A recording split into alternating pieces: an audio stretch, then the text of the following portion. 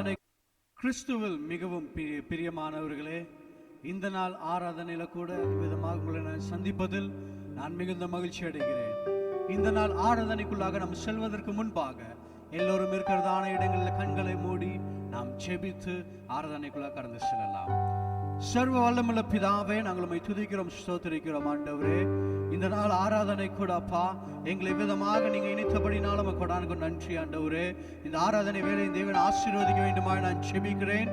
தொடக்கம் முதல் முடிவு பரியந்தமும் உங்களுடைய தெய்வீக பிரசன்னம் அளவில்லாமல் எங்கள் மத்தியில் இறங்கி வர வேண்டுமா நாங்கள் ஜெபிக்கிறோம். ஆண்டவரே, பாடுகிறதான பாடல் என் தேவன் நீங்க மகிமைப்பட வேண்டுமா நான் ஜெபிக்கிறேன். ஜீவனுள்ள மன்னாவை தந்தருளுங்க ஆண்டவரே. உங்களுடைய தெய்வீக அபிஷேகத்தினாலே எங்கள் ஒவ்வொருவரையும் அபிஷேகிக்க வேண்டுமா நான் ஜெபிக்கிறேன். பிதா, குமாரன், பரிசுத்தாவின் நாமத்தினாலே என் ஜெபத்தை கேளுங்க நல்ல பிதாவே, ஆமென். நாம் ஒரு சில பாடல்களை பாடி நம் தேவனை மகிமைப்படுத்தலாம். எல்லோரும் இருக்கிறதான இடங்களிலே உற்சாகமாக கரங்களில் தட்டி நாம் தேவனை ஆராதிக்கலாம். கர்த்தர் ஆசீர்வதிப்பாராக. ஆமென். ஹல்லேலூயா, பிரைஸ் தி லார்ட். கர்த்தருடைய பரிசுத்த நாமத்திற்கு ஸ்தோத்திரம் உண்டாவதாக. இந்த வாரத்திலும் நம் ஆண்டவருடைய சமூகத்தில் கூடி அவருடைய நாமத்தை மகிமைப்படுத்தும்படியாக தேவன் நமக்கு ஆயுஷ் நாட்களை கூட்டி கொடுத்ததற்காய் அவரை நன்றியோடு கூட ஸ்தோத்திரிப்போம். பிரியமானவர்களே, உண்மையாகவே அவருடைய வருகை சமீபித்துக் கொண்டிருக்கிற காலங்களிலே நாம் ஆண்டவருடைய சமூகத்தில் நாம் எப்படி வாழ வேண்டும், எப்படி இருக்க வேண்டும் என்பதை நாம் ஆண்டவருடைய சமூகத்திலே ஒன்று கூட சிந்தித்து நாம் ஆராதிக்க வேண்டியது அவசியமா இருக்கிறது பிரியமானவர்களே. ஆகவே இந்த நாளில் தாமே அவருடைய ஜனங்களை கூட்டி சேர்க்கக்கூடிய நாட்கள் நெருங்கி கொண்டிருக்கிறபடினாலே நாம் யாவரும் அவருடைய சமூகத்திலே நாம் பாடி அவரை ஆராதித்து அவரை மகிமைப்படுத்தும்.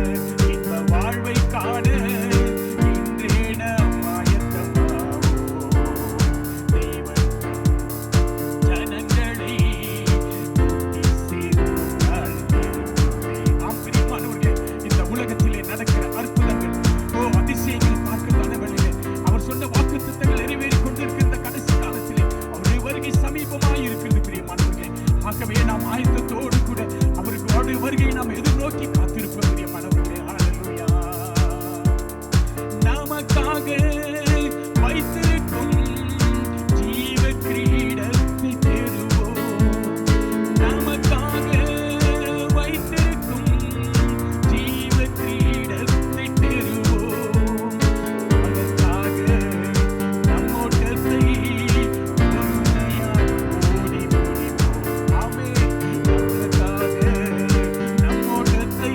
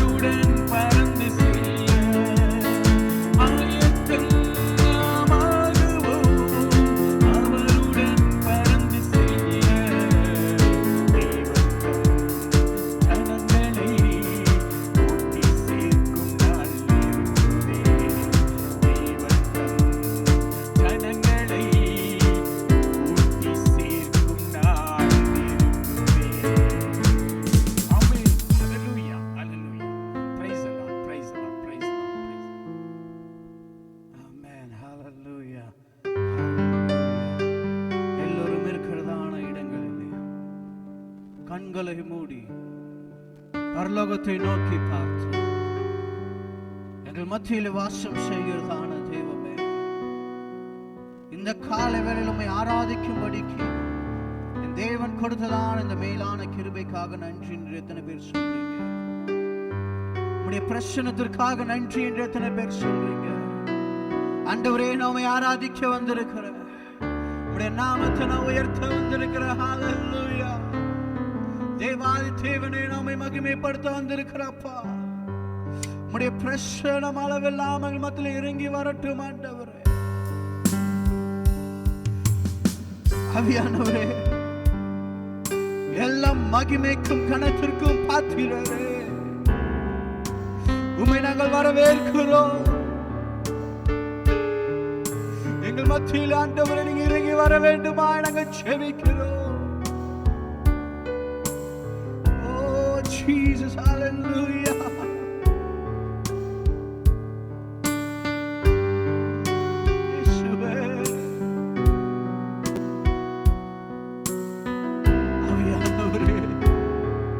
கரங்களை உயர்த்தி சொல்லலாமா? இதோ மனிதர்கள் மத்தியில் வாசம் செய்பவரே, எங்கள் நடுவிலே வசித்திட விரும்பிடும் தெய்வமே. இதோ மனிதர்கள் மத்தியில் வாசம் செய்பவரே, எங்கள் நடுவிலே வசித்திட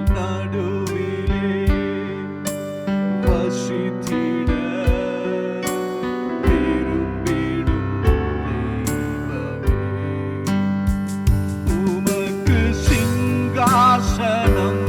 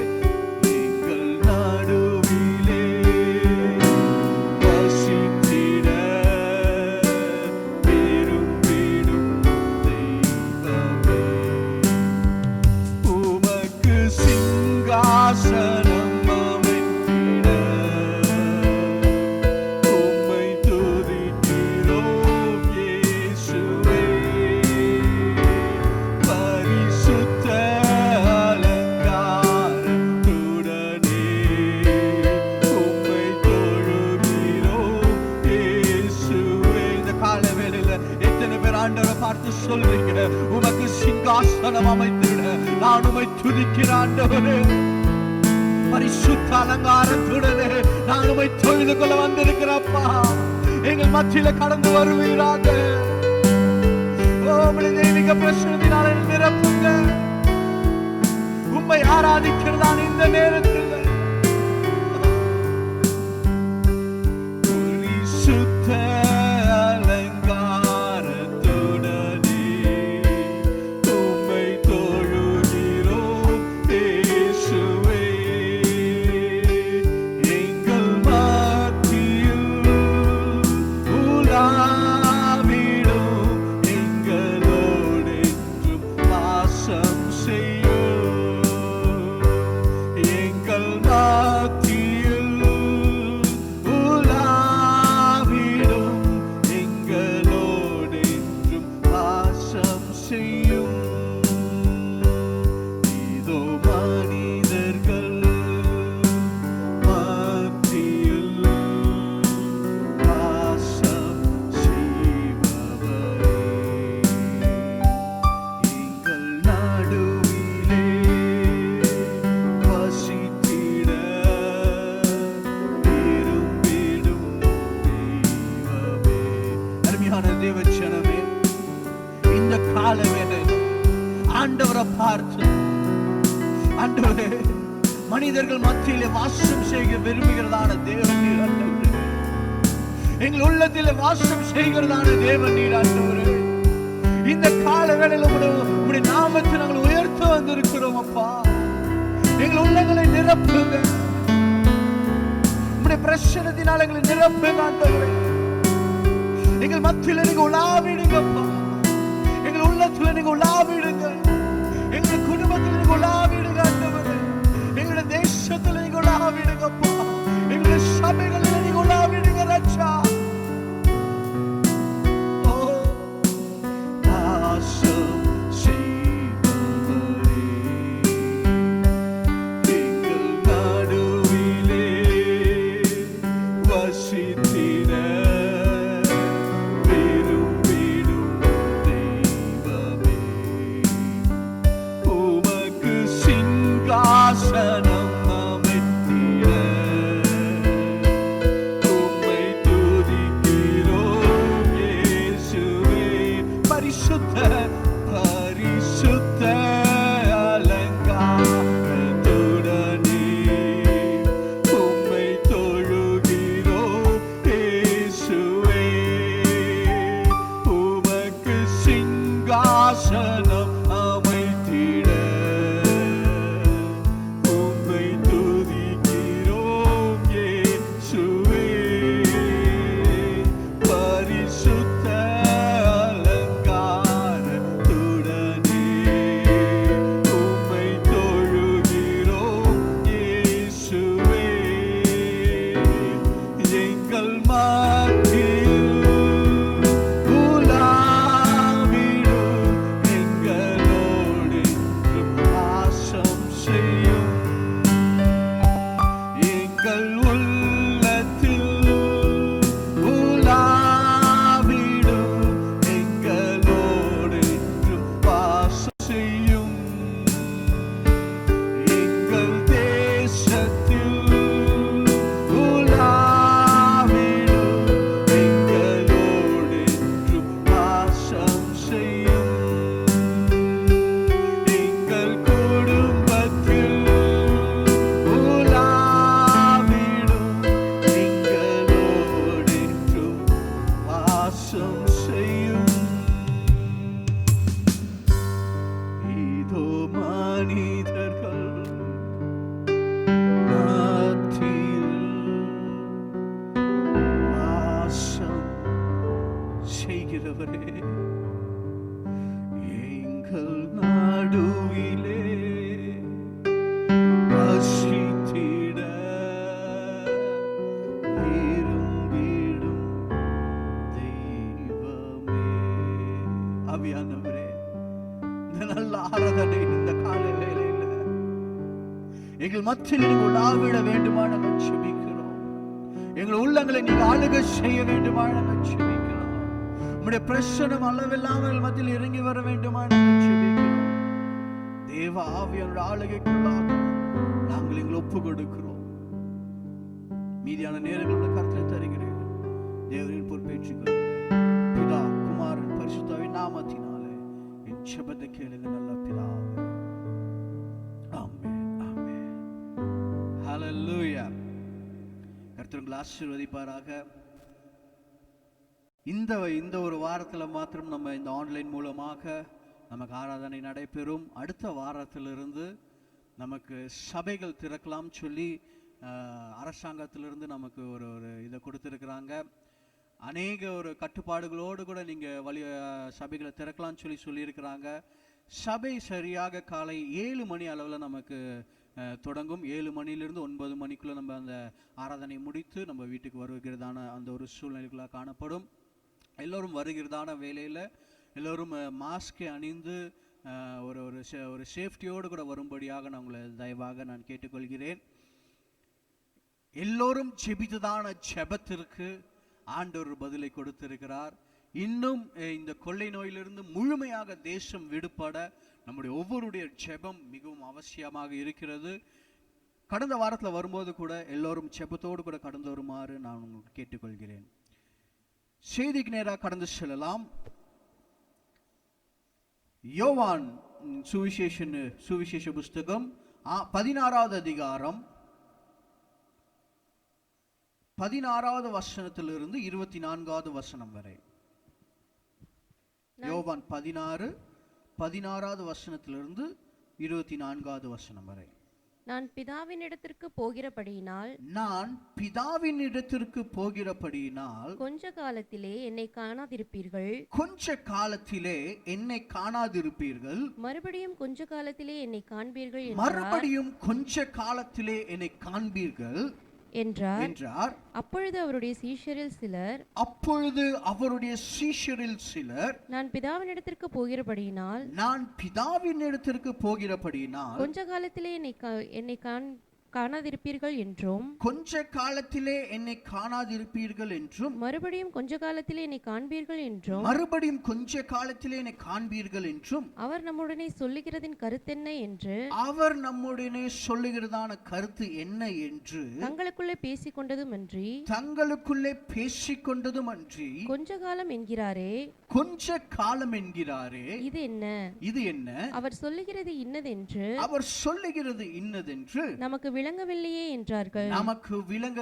என்றார்கள். அதை குறித்து தம்மிடத்தில் கேட்கும்படி அவர்கள் விரும்புகிறதை இயேசு அறிந்து அவர்களை நோக்கி கொஞ்ச காலத்திலே என்னை காணாதிருப்பீர்கள், மறுபடியும் கொஞ்ச காலத்திலே என்னை காண்பீர்கள் என்று நான் சொன்னதை குறித்து நீங்கள் உங்களுக்குள்ளே விசாரிக்கிறீர்களோ? மெய்யாகவே நான் உங்களுக்கு சொல்லுகிறேன், நீங்கள் அழுது புலம்புவீர்கள், உலகமோ சந்தோஷப்படும், நீங்கள் துக்கப்படுவீர்கள், ஆனாலும் உங்கள் துக்கம் சந்தோஷமாய் மாறும். ஸ்திரீயானவளுக்கு பிரசவ காலம் வந்திருக்கும் போது அவள் துக்கமடைகிறாள். பிள்ளை பெற்ற உடனே ஒரு மனுஷன் உலகத்தில் பிறந்தான் என்கிற சந்தோஷத்தினால் அப்புறம் உபத்திரவத்தை நினையாள். அதுபோல நீங்களும் இப்பொழுது துக்கமடைந்திருக்கிறீர்கள். நான் மறுபடியும் உங்களை காண்பேன், அப்பொழுது உங்கள் இருதயம் சந்தோஷப்படும். உங்கள் சந்தோஷத்தை ஒருவனும் உங்களிடத்திலிருந்து எடுத்து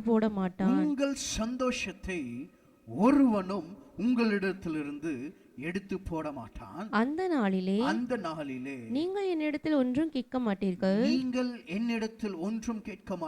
மெய்யாகவே நான் உங்களுக்கு சொல்லுகிறேன், நீங்கள் என் நாமத்தினாலே பிதாவினிடத்தில் கேட்டுக்கொள்வது எதுவோ அதை அவர் உங்களுக்கு தருவார். இதுவரைக்கும் நீங்கள் என் நாமத்தினாலே ஒன்றும் கேட்கவில்லை. கேளுங்கள், அப்பொழுது உங்கள் சந்தோஷம் நிறைவாய் இருக்கும்படி பெற்றுக்கொள்வீர்கள். ஹல்லேலூயா. நல்ல கவனிங்க. இந்த ஒரு காரியங்களை ஆண்டவர் இயேசு கிறிஸ்து தன்னுடைய சீஷர்கள் எப்ப சொல்றாருன்னு பார்த்தா, சிலுவைக்கு அந்த ஒரு கைது செய்யப்பட்டு அந்த ஒரு பிடிபட்டு போவதற்கு ஒரு சில மணி நேரங்களுக்கு முன்பாக ஆண்டவர் இது சீஷர்களிடத்தில் சொல்லி கொண்டிருக்கிறதான காரியம். நல்ல கவனிங்க. ஆண்டவர் முதலாவது என்ன சொல்றாருன்னா, நான் பிதாவின் இடத்திற்கு போகிறபடியினால் கொஞ்ச காலத்திலே நீங்கள் என்னை காணாதிருப்பீர்கள். நல்ல கவனிங்க. ஆண்டவர் சொல்லுகிறதான இந்த காரியம் இந்த சீஷர்களுக்கு எப்படி இருந்துச்சுன்னு பார்த்தீங்கன்னா, ஆண்டவர் எதை குறித்து சொல்றாரு, நான் பிதாவின் இடத்துல போவதை குறித்து சொல்லுகிறாரு. அது எப்படிப்பட்டதான காரியம் இருக்குன்னு சொல்லி அவர்கள் தங்களுக்குள்ளேயே ஒரு குழப்பத்தோடு கூட அவர்கள் என்ன பண்றாங்க, அவங்களுக்குள்ளேயே டிஸ்கஸ் பண்ணிட்டு இருக்கிறாங்க. நல்ல கவனிங்க. ஆண்டவர் சொல்றாரு, கொஞ்ச காலத்திற்கு நான் உங்ககிட்ட இருக்க மாட்டேன், நான் பிதாவின் இடத்திற்கு போயிடுவேன். ஆனாலும் கொஞ்ச காலம் கழிச்சு நான் என்ன பண்ணுவேன், உங்களிடத்திற்கு நான் வருவேன். அப்பொழுது நீங்க என்ன பண்ணுவீங்க, உங்களுக்கு ஒரு நிரந்தரமான ஒரு சந்தோஷத்தை நான் தருவேன். அந்த ஒரு சந்தோஷத்தை உங்ககிட்ட இருந்து அதை யாராலையும் பறித்து கொள்ள முடியாதுன்னு சொல்லி ஆண்டவராகிய இயேசு கிறிஸ்து சொல்ற காரியத்தை நம்ம இங்க பார்க்கலாம். அருமையான தேவஜனமே, நம்முடைய வாழ்க்கையில அநேக திட்டங்களையும் அநேக யோசனைகளையும் நம்ம வைத்திருப்போம். நம்முடைய வாழ்க்கை எப்படி போகணும்னு சொல்லி நம்ம ஒரு பிளானை வச்சிருப்போம்.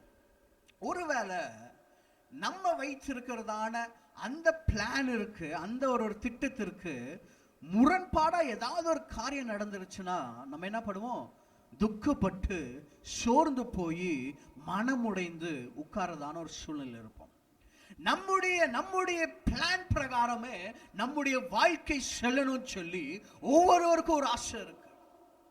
ஆனா நம்ம என்ன பண்றது இல்ல, ஆண்டவருடைய திட்டத்திற்கு நம்ம ஒப்பு கொடுக்கிறது இல்ல. இங்க சீஷர்களை பார்த்தீங்கன்னு சொன்னா, ஆண்டவர் போகிறாருன்னு சொன்ன உடனே இவங்க எல்லாரும் ஒருத்தருக்கு டிஸ்கஸ் பண்றாங்க. என்னடா இது, ஆண்டவர் இந்த உலகத்தை ரட்சிக்கிறதுக்காக வந்திருக்கிறாரு, ராஜாதி ராஜாவா இவர் தான் இருக்கிறாரு. அப்ப என்ன பண்ணலாம், இந்த ரோமர்களை இவர் என்ன பண்ணிடுவாரு, அழித்து போட்டுருவாரு. அப்போ இவரோடு கூட சேர்ந்து நாமளும் ஆட்சி செய்யலாம்னு சொல்லி அந்த ஒரு பிளான்ல சீஷர்கள் இருந்திருக்கலாம். ஆனா திடீரென்று ஆண்டவர் இந்த ஒரு காரியத்தை சொன்ன உடனே சீஷர்களுக்கு ஒரே குழப்பம் ஆயிடுச்சு. நம்ம என்ன நினைச்சிருந்தோம், ஆண்டவர் இருப்பாரு, ஆனா ஆண்டவர் இருக்கிறதான நேரத்துல ஆண்டவரோடு கூட நம்மள என்ன பண்ணிடலாம், நம்மளுடைய ஃபியூச்சர் செட்டில் ஆயிடுச்சு அப்படின்னு சொல்லி அவங்களோட யோசனையோடு கூட இருந்திருக்கலாம். நம்மளும் அநேக நேரங்கள்ல ஒரு பர்டிகுலர் ஏரியால இது எனக்கு கம்ஃபர்டபுளா இருக்கு அப்படின்னு சொல்லி நம்ம உட்கார்ந்து போகிறதான ஒரு சூழ்நிலை இருக்கு, நம்முடைய திட்டத்தின்படி போகிறதான ஒரு சூழ்நிலை இருக்கு. ஆனா ஆண்டவர் என்ன சொல்றாரு, நான் உங்களை விட்டு நான் கொஞ்ச நாளைக்கு நான் போவேன், என்னுடைய பிதாவின் இடத்திற்கு நான் போவேன்னு சொல்லி ஆண்டவர் சொல்றாரு.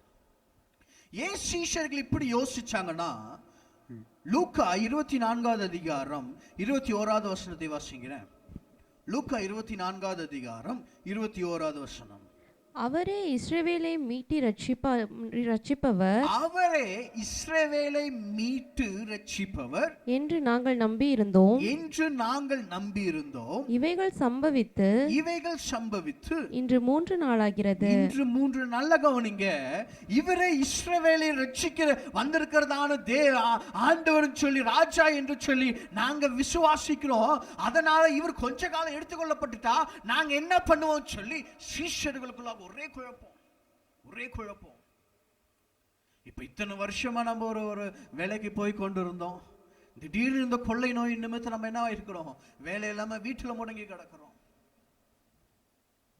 நம்முடைய பிளான், நம்முடைய திட்டத்துக்கு மாறான காரியங்கள் நம்முடைய வாழ்க்கையில ஒரு சில நேரங்கள்ல ஏற்படுது. சீஷர்கள் நினைச்சாங்க, ஐயோ இவர் தான் ரட்சகர், இவர் தான் இஸ்ரவேலை ரட்சிக்கிறதான தேவன், ராஜா இவர் தான், இவரோடு கூட நான் இருந்துட்டேன்னா என் வாழ்க்கை செட்டில், நான் இந்த வேலைக்கு போயிட்டே இருந்தேன்னா என் குடும்பம் செட்டில் ஆயிடும், என்னோட பிள்ளைகளோட ஃபியூச்சர் செட்டில் ஆயிடும். ஒருவேளை வேலை இல்லைன்னு சொல்லி நினைக்கிறீங்களா, ஐயோ எத்தனை நாளைக்கு எனக்கு வேலை இல்லாம இருக்கும், என்னோட எதிர்கால வாழ்க்கை என்ன ஆகும்? ஆண்டவர் அதுக்கு ஒரு ஸ்டார்டிங் பாயிண்ட கொடுப்பாரு. ஆண்டவர் சொல்றாரு, நான் உங்களை இந்த உங்களை விட்டு நான் எடுத்துக்கொள்ள போகும்போது நீங்க துக்கப்படுவீங்க, ஆனா உலகமோ சந்தோஷப்படும். எதை குறித்து ஆண்டவர் பேசுறாரு? எதை குறித்து ஆண்டவர் கொஞ்ச காலம் சொல்றாரு? ஒருவேளை நம்ம யோசிக்கலாம், ஆண்டவர் உயிர் தெழுந்து 3வது நாள்ல மரித்து 3வது நாள் உயிரோடு கூட எழுப்பி மறுபடியும் சீஷர்கள் கிட்ட வருகிறதான அந்த ஒரு சந்தோஷத்தை குறித்து ஒருவேளை ஆண்டவர் பேசுறாரோன்னு சொல்லி நம்ம யோசிக்கலாம். ஆனா யோவான் 21வது அதிகாரத்துல முதல் 3 வசனங்களை பார்க்கும் பொழுது ஆண்டவர் உயிர் தெழுந்து 3வது நாள்ல சீஷர்களை போய் பார்த்த பிறகு 8வது நாள்ல தோமாவுக்கு வெளிப்பட்ட பிறகு மறுபடியும் 9வது நாளுக்கு அப்புறம் நடக்கிறதான காரியம் இது. வாசிங்க 1-3 வரை. இவைகளுக்கு பின்பு அதாவது அவர் உயிர் தெழுந்து 3 நாள் கழிச்சு 8வது நாள்ல கழிச்சு மறுபடியும் 9வது நாளுக்கு அப்புறம் நடக்கிறதான காரியம், இயேசு திபேரியா கடற்கரையிலே மறுபடியும் சீஷருக்கு தம்மை வெளிப்படுத்தினார். சீஷர்களுக்கு தம்மை வெளிப்படுத்தினார். வெளிப்படுத்தின விவரமாவது சீமோன் பேதுருவும் திதிமு என்னப்பட்ட தோமாவும் கலிலேயா நாட்டில் உள்ள கானா ஊரானாகிய நாத்தான்வேலும் செபதேயுவின் குமாரரும் அவருடைய சீஷரில் வேறு 2 பேரும் கூடியிருக்கும் போது சீமோன் பேதுரு மற்றவர்களை நோக்கி மீன் பிடிக்க போகிறேன் என்றான். அதற்கு அவர்கள் நாங்களும் உம்முடனே கூட வருகிறோம் என்றார்கள். நீங்க இங்க பேதுரு சொல்லும்போது சொல்றான், நான் மீன் பிடிக்க போறேன்னு சொல்றான். ஐயா, அப்போஸ்தலனாக இருந்த ஒரு மனுஷன், ஆண்டவரோடு கூட 3.5 வருஷம் ஊழியம் செஞ்சதான மனுஷன், எல்லாம் மீன் பிடிக்கிறதே ஆண்டவருக்காக விட்டுட்டு ஊழியத்திற்காக வந்த மனுஷன், மறுபடியும் ஆண்டவர் போன உடனே மறுபடியும் என்ன பண்ணிட்டான்? மீன் பிடிக்க போயிட்டான். இது ஒரு சந்தோஷத்தை தர்ற காரியம் அல்லையே. அவங்க என்ன, பேதுருக்கு ஒரு சந்தோஷமான காரியம் இல்லை. ஆண்டவர் சொல்றாரு, அந்த ஒரு சந்தோஷத்தை உங்ககிட்ட இருந்து ஒருவனாலும் பறித்துக் கொள்ள முடியாது. ஒருவேளை ஆண்டவர் இரண்டாவது வருகை குறித்து பேசுறான்னு பார்த்தா, 2வது வருகையில ஆண்டவர் மகிமையாக வெளிப்படுவார்னு சொல்லி நம்ம வேதத்துல வாசிக்கிறோமே. அப்ப அதுவும் கிடையாது. யோவான் 7வது அதிகாரம் 33வது வசனத்தை முதலாவது வாசிங்களேன். யோவான் 7வது அதிகாரம் 33வது வசனம். அப்பொழுது இயேசு அவர்களை நோக்கி இன்னும் கொஞ்ச காலம் நான் உங்களுடனே கூட இருக்கிறேன், பின்பு என்னை அனுப்பினவரிடத்திற்கு போகிறேன். மறுபடியும் ஆண்டவர் சொல்றாரு. 12வது அதிகாரம் 35வது வசனம். யோவான் 12வது அதிகாரம் 35வது வசனம். அதற்கு இயேசு இன்னும் கொஞ்ச காலம் ஒளி உங்களிடத்தில் இருக்கும், இருளில் நீங்கள் அகப்படாதபடிக்கு. மறுபடியும் ஆண்டவர் சொல்றாரு, இன்னும் கொஞ்ச காலம் ஒளி உங்களிடத்தில் இருக்கும், அது இருளில் நீங்க அகப்படாதீங்க. 13வது அதிகாரம் 33வது வசனம். 13வது அதிகாரம் 33வது வசனம். பிள்ளைகளே, இன்னும் கொஞ்ச காலம் நான் உங்களுடனே கூட இருப்பேன். நீங்கள் என்னை தேடுவீர்கள். ஆனாலும் நான் போகிற இடத்துக்கு நீங்கள் வரக்கூடாது என்று நான் யூதரோடே சொன்னது போல இப்பொழுது உங்களோடும் சொல்லுகிறேன். நல்ல கவனிங்க. ஆண்டவர் கொஞ்ச காலம் சொல்லி அநேக இடங்கள்ல சொல்றாரு. ஆனா அந்த கொஞ்ச காலம் கழித்த பிறகு அந்த ஒரு ஆண்டவர் எப்படி மறுபடியும் வருவாரு? 23வது வசனத்துல அந்த நாளும் சொல்லி ஒரு பதம் இருக்கிறது. 23வது வசனத்தின் தொடக்க பகுதியை வாசிங்க. யோவான் 16வது அதிகாரம் 23வது வசனம். அந்த நாளிலே நீங்கள் என்னிடத்தில் ஒன்றும் கேட்க மாட்டீர்கள். அந்த நாளில், அது எந்த நாள்? ஆண்டவர் எந்த நாளை குறித்து பேசுகிறார் இந்த இடத்துல? ஆண்டவர் எந்த நாளை குறித்து பேசுறாரு? நல்ல கவனிங்க. முதலாவது ஆண்டவர் சொல்றாரு, கொஞ்ச காலத்து வரைக்கும் தான் உங்க கூட இருப்பேன். அவர் ஊழியம் பண்ணும் போது இருந்து சீஷர்கிட்ட அநேக முறை சொல்லுகிறதான காரியம். இந்த நேரத்திலையும் இந்த ஒரு பிடிபட்டு போகிறதான இந்த நேரத்தில் ஆண்டவர் சீஷர்களோடு கூட சொல்றாரு, கொஞ்ச காலம் தான் நான் உங்க கூட இருப்பேன், ஆனா கொஞ்ச காலம் கழிச்சு நான் மறுபடியும் உங்ககிட்ட வருவேன். அந்த நாளிலே சொல்லி 23வது வசனத்துல சொல்றாரு. அது எந்த நாள்ல? இந்த நாள் அருமையான தேவச்சனமே, அப்போஸ்தலர் 1வது அதிகாரத்துல 11வது வசனத்தை வாசிங்களேன். கலிலேயராகிய மனுஷரே, நீங்கள் ஏன் வானத்தை அண்ணாந்து பார்த்து நிற்கிறீர்கள்? நீங்கள் ஏன் வானத்தை அண்ணாந்து பார்த்து நிற்கிறீர்கள்? உங்களிடத்தில் நின்று வானத்துக்கு எடுத்துக்கொள்ளப்பட்ட இந்த இயேசுவானவர் எப்படி உங்கள் கண்களுக்கு முன்பாக வானத்துக்கு எழுந்தருளி போனாரோ அப்படியே மறுபடியும் வருவார் என்றார்கள். இது இரண்டாவது வருகை குறித்து பேசுற தூதர் பேசுறாங்க. ஆனா ஆண்டவராகிய இயேசு கிறிஸ்து கொஞ்ச நாள் சொல்றதான ஒரு காரியம் யோவான் 16வது அதிகாரம் 5வது வசனத்தை முதலாவது வாசிங்க. இப்பொழுது நான் என்னை அனுப்பினவரிடத்திற்கு போகிறேன். எங்கே போகிறீர் என்று உங்களில் ஒருவனும் என்னை கேட்கவில்லை. ஏன்னா பயந்து போய் கிடக்குறாங்க, ஒருத்தனும் கேட்கல. 7வது வசனம், நான் உங்களுக்கு உண்மையை சொல்லுகிறேன். நான் போகிறது உங்களுக்கு பிரயோஜனமாய் இருக்கும். நான் போகிறது ஆண்டவர் சொல்றாரு உங்களுக்கு பிரயோஜனமா இருக்கும். ஆனா சீஷர்கள் நினைச்சாங்க, ஆண்டவர் போயிட்டா எங்களுடைய எதிர்காலம் என்ன ஆகும்? இந்த ரோமாபுரி அரசாங்கத்தில் இன்னும் நாங்க அடிமைகளாக இருப்போமே. ஆனா ஆண்டவர் சொல்றாரு, நான் போகிறது உங்களுக்கு பிரயோஜனமா இருக்கும். அது ஒரு நல்ல காரியமாக இருக்கும். 14வது அதிகாரம் 17வது வசனம் 18வது வசனம், உலகம் அந்த சத்திய ஆவியானவரை காணாமலும், நல்லா கவனிங்க, உலகம் அந்த சத்திய ஆவியானவரை காணாமலும் அறியாமலும் இருக்கிறபடியால் அவரை பெற்றுக்கொள்ள மாட்டாது. அவர் உங்களுடனே வாசம் பண்ணி உங்களுக்குள்ளே இருப்பதால் நீங்கள் அவரை அறிவீர்கள். நான் உங்களை திக்கற்றவர்களாக விடேன். அவர் எங்க வாசமா இருக்கிறாருன்னு சொல்லி நம்ம வாசிச்சோம். அவர் உங்களுடனே வாசமா இருக்கிறார். உங்களுக்குள்ளாக அவர் வாசமா இருக்கிறார். அருமையான தேவச்சனமே, ஆண்டவர் சொல்லுகிறதான காரியம், நான் மாம்ச பிரகாரமாக போகிறேன், ஆனா நான் ஆவியினால நான் உங்களிடத்துல வருவேன். ஆவியாக, பரிசுத்த ஆவியாக நான் உங்களிடத்துல வருவேன். பரிசுத்த ஆவியான ஒருவனும் பெற்றுக்கொள்ளாமல் இருந்தா, ஆனா நான் எப்படி உங்ககிட்ட வாசமா இருக்கணும்? இனி நான் உங்களுக்குள்ளாக நான் வாசமா இருக்க போறேன்.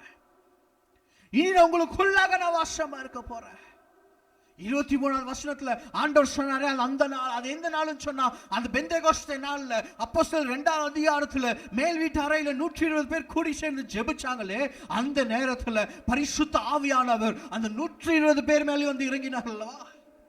அதை குறித்து தான் ஆண்டவர் பேசிக் கொண்டிருக்கிறார்.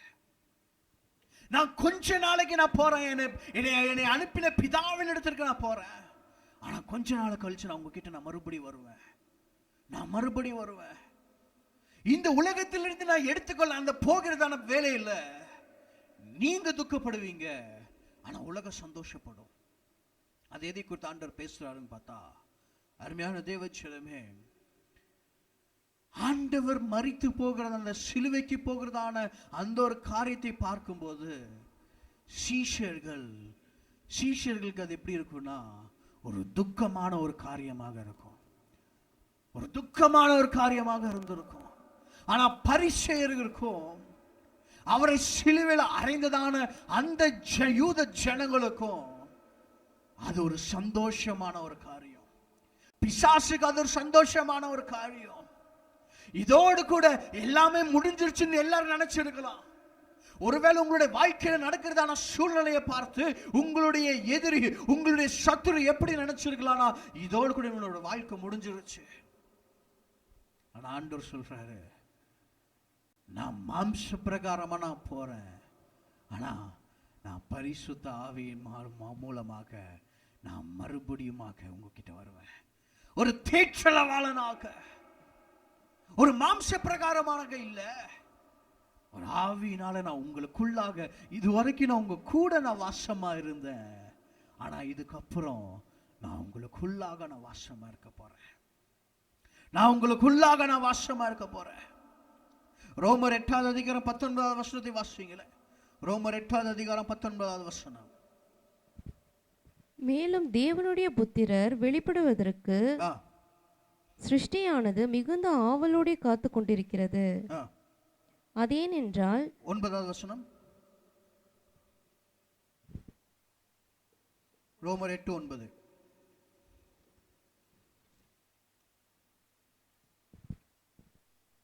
தேவனுடைய ஆவி உங்களில் வாசமாயிருந்தால் நீங்கள் மாம்சத்துக்குட்பட்டவர்களாயிராமல் ஆவிக்குட்பட்டவர்களாய் இருப்பீர்கள். கிறிஸ்துவின் ஆவி இல்லாதவன் அவருடையவன் அல்ல. ஹல்லேலூயா. நல்ல கவனிங்க. ஆண்டவராக இயேசு கிறிஸ்து போகிறதுக்கு முன்னாடி சொன்னாரு, நான் கொஞ்ச காலத்திற்கு போறேன், ஆனா மறுபடியும் நான் கொஞ்ச காலங்கள் ஆவியாக, பரிசுத்த ஆவியாக நான் உங்களிடத்துல வருவேன். அந்த கிறிஸ்துவின் ஆவி இல்லாதவன் ஒரு கிறிஸ்துவனே கிடையாதுன்னு சொல்லி ஆண்டவர் சொல்றாரு. ஒரு கிறிஸ்துவனே கிடையாது. தேவனுடைய ஆவி இல்லாதவன், தேவனுடைய ஆவி உங்களில வாசமா இல்லாவிட்டால், அருமையான தேவச்சனமே, தேவனுடைய ஆவியினால் நான் அந்த ஒரு பரிசுத்த ஆவியை நான் பெற்றுக்கொள்ளாமல் இருந்தா, நான் ரட்சிக்கப்படாமல் இருந்தா, அந்த கிறிஸ்துவின் ஆவி எனக்குள்ளாக இல்லாம இருந்தா, நான் ஒரு சாதாரண உலகத்தானை போல நான் காணப்படுவேனே. நான் கிறிஸ்துவுக்கு சொந்தமானவன் சொன்னா, நான் கிறிஸ்துவினுடைய ஆவியை பெற்றிருக்கிற மனுஷனாக காணப்படணும். கிறிஸ்துவனுடைய ஆவியை நான் பெற்றிருக்கிற மனுஷனாக நான் காணப்படணும். யோவான் 16வது அதிகாரம் 19வது வசனத்தில் ஆண்டவர் சொல்றதான காரியத்தை பாருங்க. யோவான் 16வது அதிகாரம் 19வது வசனம். அதை குறித்து தம்மிடத்தில் கேட்கும்படி அவர்கள் விரும்புகிறதை இயேசு அறிந்து. நல்ல கவனிங்க. இவங்க ஆசைப்படுறாங்க ஆண்டவர்கிட்ட கேட்கணும்னு, ஆனா இவங்க என்ன பண்ணல, கேட்கல. இவங்க ஆசைப்படுறாங்க, ஆண்டவர்கிட்ட கேட்கணும்னு சொல்லி விரும்புறாங்க. அநேக நேரங்கள்ல நம்முடைய விருப்பங்கள் நம்முடைய வாயிலிருந்து வருவதற்கு முன்பாக அதை ஆண்டவர் அறிந்திருக்கிறார். சொல் உன்னுடைய வாயிலிருந்து பிறவுவதற்கு முன்பாகவே அவர் அறிந்திருக்கிறார். ஹல்லேலூயா. அருமையான தேவச்சனமே, எத்தனை பேரு ஒரு ஆண்டவரோடு கூட இணைந்திருக்கணும்னு சொல்லி விரும்புறீங்க, ஆனா இந்த உலக பிரகாரமான காரியத்தினால நம்மனால ஆண்டவர்கிட்ட எத்தனை பேர்னால நெருங்கி வர முடியாத ஒரு சூழ்நிலை இருக்கு. நான் எனக்குள்ளாக அந்த ஆசை இருக்கு, ஆனா ஏனால வர முடியல. ஆண்டவர் கேட்கிறாரு, அந்த விருப்பத்தை அறிந்து உன்னுடைய சூழ்நிலைகளை ஆண்டவர் மாற்றி, உன்னுடைய துக்கத்தை ஆண்டவர் சந்தோஷமாக மாற்ற வல்லவராக இருக்கிறார். அந்த துக்கத்தை சந்தோஷமாக மாற்ற வல்லவராக இருக்கிறார். ஒருவேளை நீ துக்கப்படுகிற ஒரு சூழ்நிலையாக காணப்படலாம், நீ கஷ்டப்படுகிற சூழ்நிலையாக காணப்படலாம், நீ நெருக்கப்படுகிற சூழ்நிலையாக காணப்படலாம். ஆனா அந்த கஷ்டமும் அந்த நெருக்கமும் அந்த துக்கமும் எப்படி இருக்கும்னா, ஆண்டவர் அதை எதுக்கு ஒப்பா சொல்றாருன்னா, 20வது வசனத்திலிருந்து வாசிங்களே. மெய்யாகவே மெய்யாகவே நான் உங்களுக்கு சொல்லுகிறேன், மெய்யாகவே மெய்யாகவே நான் உங்களுக்கு சொல்லுகிறேன், நீங்கள் அழுது புலம்புவீர்கள், உலகமோ சந்தோஷப்படும், நீங்கள் துக்கப்படுவீர்கள், ஆனாலும் உங்கள் துக்கம் சந்தோஷமாக மாறும். ஸ்திரீயானவளுக்கு பிரசவ காலம் வந்திருக்கும் போது அவள் துக்கமடைகிறாள். பிள்ளை பெற்ற உடனே ஒரு மனுஷன் உலகத்தில் பிறந்தான் என்கிற சந்தோஷத்தினால், அப்புறம் உபத்திரவத்தை நினையாள். எல்லா உபத்திரவத்தையும் அவன் மறந்துடுறா. ஆண்டவர் கொடுக்கிறதான ஒரு எக்ஸாம்பிள பாருங்களேன். ஒரு ஸ்திரீயானவள் அவர் கர்ப்பம் தெரித்து அந்த பிரசவ நாட்களில் அவள் படுகிறதான வேதனை, அவள் படுகிறதான துன்பம், அவள் படுகிறதான கஷ்டம், எல்லா கஷ்டம், அந்த ஒரு 10 மாசம் அவ்வளவு துன்பப்படுறா. ஆனா அவளுடைய குழந்தை பிறந்து அந்த குழந்தைய பார்த்த உடனே இத்தனை மாசமா பட்ட கஷ்டம் ஒரு நொடி பொழுதுல அவள் மறந்து போயிடுறா. அவளுடைய துக்கம் சந்தோஷமாக மாறிடுச்சு. ஒருவேளை நம்ம நினைக்கலாம், என்னுடைய வாழ்க்கையில் இவ்வளவு கஷ்டம், இவ்வளவு போராட்டம் இருக்கு. ஆண்டவர் சொல்றாரு, உன்னுடைய துக்கம் ஒரு நாள் சந்தோஷமாக மாறும். நீ அதை பெற்றுக்கொள்ள நீ ரெடியா இருக்கிறியா? அந்த பரிசுத்த ஆவியை நீ பெற்றுக்கொண்டாலே ஒரு தெய்வீக சந்தோஷம், ஒரு தெய்வீக சமாதானம் அது உனக்குள்ளாக கடந்து வரும். இந்த உலகத்தினால கொடுக்க முடியாத ஒரு சந்தோஷம், இந்த உலகத்தினால தர முடியாத ஒரு சமாதானம், பரிசுத்த ஆவி எனக்குள்ளாக வாசமா இருக்கும்போது பரலோக சந்தோஷத்தை ஆண்டவர் எனக்கு தர வல்லவராக இருக்கிறார். இத பவுல் எழுதும் போது ஒரு சிறைச்சாலை, ரோம சிறைச்சாலையில இருந்து பிலிப்பு பட்டணத்துக்கு ஆண்டவர் எழுதும் போது, பிலிப்பியர் 4வது அதிகாரம் 4வது வசனத்தை வாசிங்க. பிலிப்பியர் 4வது அதிகாரம் 4வது வசனம்.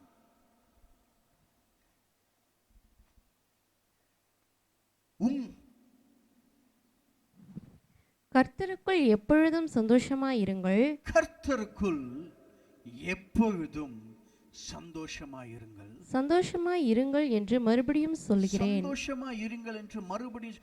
இந்த மனுஷன் இந்த வார்த்தைகளை எழுதும் போது அவர் ஒரு சந்தோஷமான சூழ்நிலையில இருக்கிறாரு. சிறைச்சாலையில அந்த 4 செவுத்துக்குள்ள அவருக்கு என்ன சந்தோஷம் இருக்க போகுது? கொஞ்சம் யோசிச்சு பாருங்களேன். அந்த 4 செவுத்துக்குள்ள அந்த மனுஷனுக்கு, அந்த பவுலுக்கு என்ன ஒரு சந்தோஷம் இருக்க போகுது? ஆனா அந்த சிறைச்சாலையில இருந்து அந்த மனுஷன் எழுதுறாரு, கர்த்தருக்குள் எப்பொழுதும் சந்தோஷமா இருங்கள் என்று சொல்லி நான் மறுபடியுமாக சொல்றேன். அருமையான தேவஜனமே, அந்த சிறைச்சாலையில் அந்த மனுஷன் அப்படி எழுதும் போது, இப்படி நம்ம இருக்கும்போது நம்முடைய சூழ்நிலை வருகிறதான கஷ்டத்தை பார்த்து நம்ம துன்பப்பட்டு ஒரு சோர்ந்து போய் ஒரு கஷ்டப்பட்டு உட்காராம, கர்த்தருக்குள்ளாக நான் சந்தோஷமா இருக்கிறதுக்கு நான் என்ன பண்ணணும்? தேவனுடைய சமூகத்துல காத்திருந்து பரிசுத்த ஆவியினை பெற்றுக்கொண்டு, ஆண்டவரே என்னை நிரப்புங்க சொல்லி கேட்கும் போது, அந்த பரிசுத்த ஆவியினால மாத்திரம்தான் ஒரு நித்திய சந்தோஷமும் சமாதானமும் உங்களுக்கு எனக்கும் ஆண்டவர் கொடுத்திருக்கிறாரு.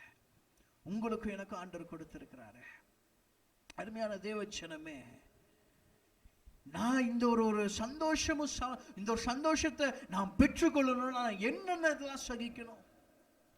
இதான் 1 தெசலோனிக்கேயர் 1வது அதிகாரம் 6வது வசனத்தை வாசிங்களே. நீங்கள் மிகுந்த உபத்திரவத்திலே பரிசுத்த ஆவியின் சந்தோஷத்தோடே திருவசனத்தை ஏற்றுக்கொண்டு. நல்லா கவனிங்க. பவுல் இங்க சொல்லும்போது சொல்றாரு, நீங்க மிகுந்த உபத்திரவத்திலே பரிசுத்த ஆவியின் சந்தோஷத்தோடு கூட. ஹல்லேலூயா. அப்ப பரிசுத்த ஆவி எனக்குள்ளாக இருந்தா மாத்திரம்தான் எவ்வளவு பெரிய துன்பம் வந்தாலும் சரி, எவ்வளவு பெரிய கஷ்டம் வந்தாலும் சரி, என்னால சந்தோஷமா இருக்க முடியும். ஆமென். ஹல்லேலூயா. எத்தனை பேர் விசுவாசிக்கிறீங்க, நான் பரிசுத்த ஆவி எனக்குள்ளாக வாசமா இருக்கிறாருன்னு சொன்னா, நான் தேவனுடைய ஆலயமாக இருக்கிறேன்னு சொன்னா, அதை விட ஒரு பெரிய ஒரு சந்தோஷம் எனக்கு கிடையாது.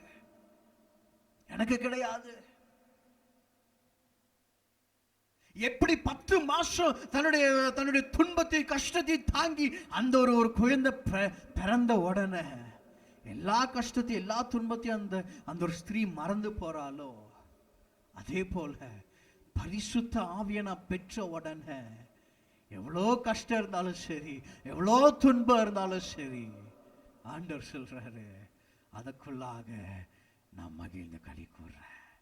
ஹல்லேலூயா. அந்த பரிசுத்த ஆவியை நான் உனக்கு தரேன். கொஞ்ச காலம் நான் போறேன், ஆனா கொஞ்ச காலம் நான் உன்கிட்ட வருவேன். அந்த நாளில் நீ என்னுடைய நாமத்தினால எதை கேட்டால் நான் அதை செய்வேன். 23வது யோவான் 16வது அதிகாரம் 23வது வசனம். யோவான் 16வது அதிகாரம் 23வது வசனம். அந்த நாளிலே அந்த நாளிலே நீங்கள் என்னிடத்தில் ஒன்றும் கேட்க மாட்டீர்கள். நீங்கள் என்னிடத்தில் ஒன்றும் கேட்க மாட்டீர்கள். ஏன் மெய்யாகவே சொன்னா இதுவரைக்கும் ஆண்டவராக இயேசு கிறிஸ்து அவர்களோடு கூட இருக்கிறாரு. இவங்க என்ன கேட்டாலும் ஆண்டவர் செய்யறாரு. மீன் காசு வேணா மீன் வயலிருந்து காசை கொடுத்துட்றாரு. மீன் இல்லைன்னு சொன்னா அந்த பக்கம் வலைய போட்டு மீனை கொடுத்துட்றாரு. சாப்பாடு இல்லைன்னு சொன்னா ஆண்டவர் ஆசீர்வதிச்சு சாப்பாடு கொடுத்துட்றாரு. எல்லாத்தையுமே ஆண்டவர் கொடுத்துட்றாரு. ஆனா இப்ப ஆண்டவர் சொல்றாரு, நீங்க இன்னிடத்துல எதுவும் கேட்க மாட்டீங்க, ஏன்னா நான் உங்களுக்குள்ளாக இருக்கிறேன். ஆனா என்னுடைய நாமத்தினாலே வசிங்க. என்னிடத்தில் ஒன்றும் கேட்க மாட்டீர்கள். ஒன்றும் கேட்க மாட்டீர்கள். மெய்யாகவே மெய்யாகவே நான் உங்களுக்கு சொல்லுகிறேன். மெய்யாகவே மெய்யாகவே நான் உங்களுக்கு சொல்லுகிறேன். நீங்கள் என் நாமத்தினாலே பிதாவினிடத்தில் கேட்டுக்கொள்வது எதுவோ, நீங்கள் என் நாமத்தினாலே பிதாவினிடத்தில் கேட்டுக்கொள்வது எதுவோ அதை அவர் உங்களுக்கு தருவார். அதை அவர் உங்களுக்கு தருவார். ஹalleluya, ஹalleluya. இயேசுவின் நாமத்தினாலே நான் எதை கேட்டால் ஆண்டவர் எனக்கு தருவார்னு சொல்லி வாக்கு பண்ணியிருக்கிறார். ஆனா அநேக நேரங்களில் நம்ம வாக்குத்தத்தங்களை மறந்து போயிடுறோம். நம்முடைய சூழ்நிலைகளை பார்த்து நம்முடைய வாக்கு ஆண்டவர் கொடுத்ததான வாக்குத்தத்தங்களை மறந்து போயிடுறோம். ஹalleluya. ஆண்டவர் சொல்றாரு, நீங்க இதுவரைக்கும் நீங்க அந்த நாள்ல என்கிட்ட எதுவும் கேட்க மாட்டீங்க. ஆனா மெய்யாகவே மெய்யாகவே நான் சொல்றேன், என்னுடைய நாமத்தினால நீங்க எதை கேட்டாலும் பரலோகத்தில் இருக்கிற என்னுடைய பிதா உங்களுக்கு தந்தருளுவார். யோவான் 14வது அதிகாரம் 27வது வசனம்.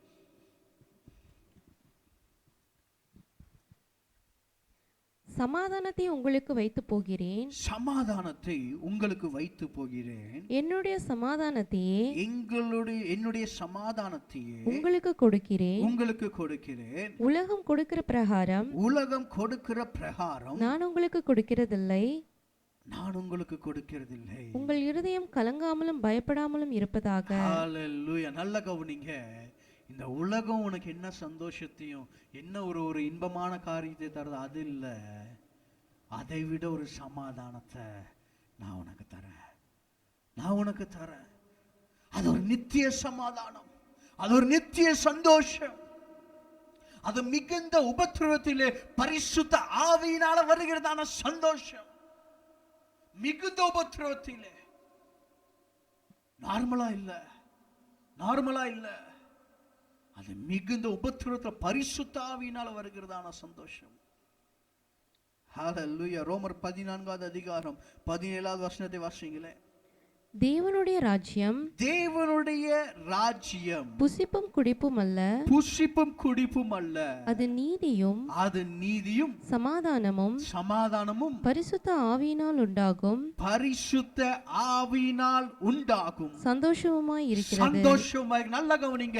இங்க பவுல் சொல்றாரு, பரலோக ராஜ்யம் அதுக்கு புசிப்பு குடிப்பு இல்ல, அது ஒரு நித்திய சமாதானம்.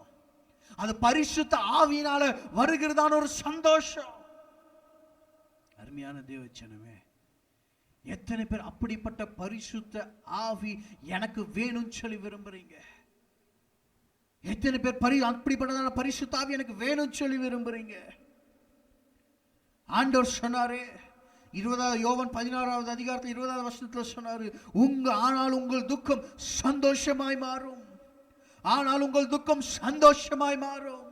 நீ பரிசுத்த ஆவியை பெற்றுக்கொண்டன்னு சொன்னா உன்னுடைய துக்கமான காரியம் எல்லாம் அது ஒரு சந்தோஷமான காரியம், ஒரு சமாதானமான காரியமாக மாறிடும்.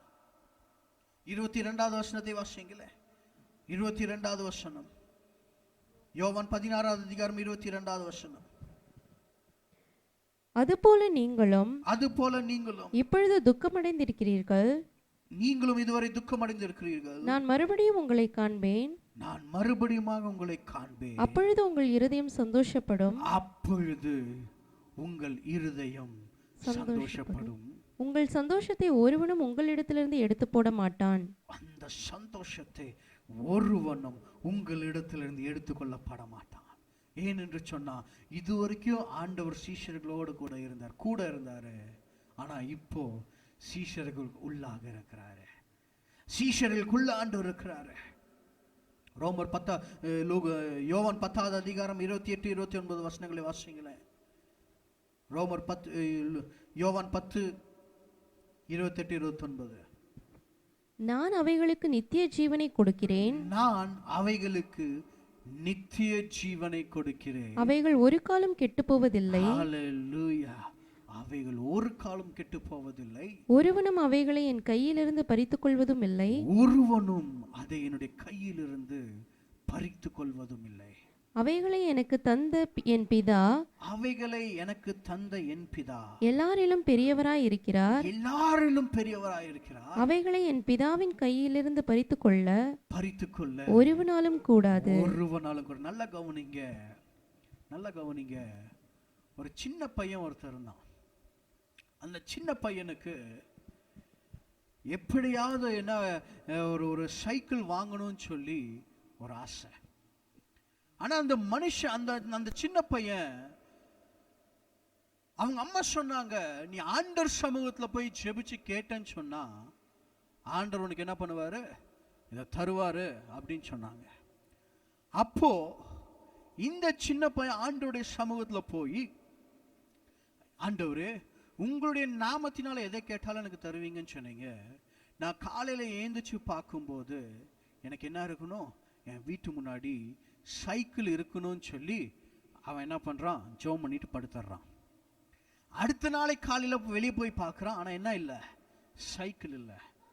மறுபடியும் அவன் என்ன பண்றான், ஆண்டவருடைய சமூகத்துல வந்து அதுக்கு முன்பாக ஒவ்வொரு கிறிஸ்டியன் சேனலா அவன் போட்டு பார்க்கறான். ஒவ்வொரு கிறிஸ்டியன் சேனலா போட்டு பார்த்து அந்த சேனல்லாம் போட்டு பார்த்த பிறகு அவங்க எப்படி ஜெபம் பண்ண சொல்லி கொடுக்குறாங்களோ அப்படி அவன் ஜெபம் பண்றான். அப்ப ஆண்டவரை பார்த்து சொல்றான், ஆண்டவரே உங்களுடைய நாமத்தினால எதை கேட்டாலும் நீங்க பெறுவீங்கன்னு சொன்னீங்களே, எனக்கு ஒரு சைக்கிள் வேணும்னு சொல்லி அவன் ஜெபம் பண்ணிட்டு மறுபடியும் படுத்துறான். அடுத்த நாளை காலையில் அவன் ஏஞ்சி போய் பார்க்கும்போது சைக்கிள் இல்லை. மறுபடியும் அந்த ஒரு நைட்டு அவன் மறுபடியும் ஆண்டவர் சமூகத்தில் வந்து இந்த மேரியினுடைய அந்த சிலை இருக்கு பாருங்க, அந்த சிலையை எடுத்துட்டு அவன் என்ன பண்றான், அப்படியே போய் இங்கே வீட்டுக்கு வெளியே போய் அந்த சிலையை கொண்டு போய் ஒளிச்சு வச்சிடறான். ஒளிச்சு வச்ச உடனே நல்லா கவனிங்க, இப்ப ஆண்டவர்கிட்ட ஜெபம் பண்றான், ஆண்டவரே நீங்க மட்டும் எனக்கு சைக்கிள் தரலனா நீங்க உங்க அம்மாவை பார்க்க முடியாது, நீங்க என்ன பண்ண முடியாது, நான் உங்களுக்கு உங்க அம்மாவை நான் காட்ட மாட்டேன்னு சொல்றேன். நாம் ஒரு சில கிறிஸ்துவர்களின் ஒரு பழக்க வழக்கங்களை நாம் பார்த்து என்ன பண்றோம், நாம் நம்முடைய சூழ்நிலைக்கு ஏற்றவாறு நாம ஜெபிக்கிறது உண்டு. நம்முடைய சூழ்நிலைக்கு ஏற்றவாறு நாம ஜெபிக்கிறது உண்டு. நான் ஏதாவது பண்ண ஆண்டவர் எனக்கு ஏதாவது செய்வாருன்னு சொல்லி நாம எதையோ ஒரு நினைக்கிறதான ஒரு சூழ்நிலை இருக்குது. ஆனா பரிசுத்த ஆவி நமக்குள்ளாக இல்லாம நம்மால எதையுமே பெற்றுக்கொள்ள முடியாது. நம்மால ஒரு நித்திய சந்தோஷத்தை பெற்றுக்கொள்ளவே முடியாது. அந்த ஒரு நித்திய சந்தோஷத்தை நம்மளால பெற்றுக்கொள்ளவே முடியாது. ஹல்லேலூயா. அருமையான தேவச்சனமே, இத்தனை நாளாக ஏனோ தானோ என்று நம்ம வாழ்ந்திருக்கலாம். இந்த உலகமே ஒரு துன்பத்திற்குள்ளாக, ஒரு கஷ்டத்திற்குள்ளாக நான் போய்கொண்டிருக்குது. ஆனா ஆண்டவர் சொல்றாரு, நீ பரிசுத்த ஆவி நான் கொஞ்ச நாளைக்கு எடுத்துக்கொள்ள போறேன், ஆனா நான் மறுபடியும் நான் உங்ககிட்ட வர போறேன். நீ அந்த பரிசுத்த ஆவியை நீ பெற்றுக்கொண்டேன்னு சொன்னா, நீ அந்த பரிசுத்த ஆவியை நீ பெற்றுக்கொண்டேன்னு சொன்னா ஒரு நித்திய சமாதானம், ஒரு நித்திய சந்தோஷம், அது உனக்கு நிரந்தரமா இருக்கும். அது உலகம் உனக்கு கொடுக்காத ஒரு சந்தோஷமாக காணப்படும். உலகம் உனக்கு தரக்கூட அந்த ஒரு சந்தோஷத்தை உலகம் உனக்கு தர முடியாது. அப்படிப்பட்டதான ஒரு நித்தியமான ஒரு சந்தோஷம், ஒரு நித்திய சமாதானம் ஆண்டவர் உனக்கு தர வல்லவரா இருக்கிறார். இந்த நாள்ல எத்தனை பேரு அப்படிப்பட்டதான சந்தோஷத்தை ரிசீவ் பண்ண விரும்புறீங்க, பெற்றுக்கொள்ள விரும்புறீங்க? பிலிப்பியர் 4வது அதிகாரம் 19வது வசனத்தை முதலாவது வாசிங்களே. பிலிப்பியர் 4வது அதிகாரம் 19வது வசனம்.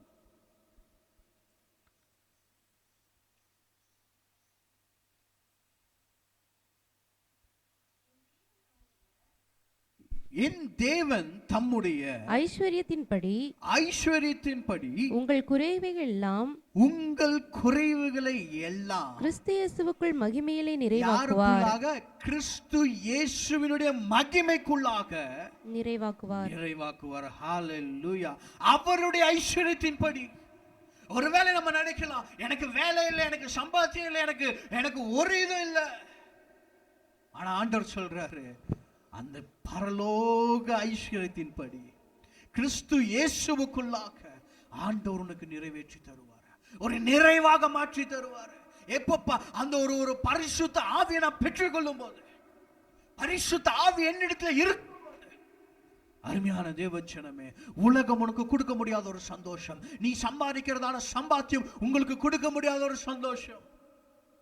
நீங்க என்ன பிளான் பண்ணி என் வாழ்க்கை இப்படி போனாதான் அது சந்தோஷமா இருக்குன்னு சொல்லி நீங்க பிளான் பண்ணி வச்சிருக்கிறீங்களோ, அந்த பிளான் படி இல்ல, ஆண்டவருடைய பிளான் படி, ஆண்டவருடைய திட்டத்தின்படி நீங்க ஒப்பு கொடுத்தீங்கன்னு சொன்னா, அந்த பரிசுத்த ஆவியானவரை நீங்க ரிசீவ் பண்ணீங்கன்னு சொன்னா, அருமையான தேவஜனமே, நான் உங்களுக்கு சொல்றேன், உங்களுடைய துக்கம் அது சந்தோஷமாக மாறும்.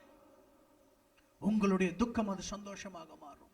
ஏன்னா கிறிஸ்து இயேசுவுக்குள்ளாக ஆண்டவர் எல்லாவற்றையும் நிறைவாக மாற்றி தருவார். கிறிஸ்து இயேசுவுக்குள்ளாக எல்லாவற்றையும் ஆண்டவர் நிறைவாக மாற்றி தருவார். எத்தனை பேரு அப்படிப்பட்ட பரிசுத்த ஆவியை பெற்றுக்கொள்ள விரும்புறீங்க?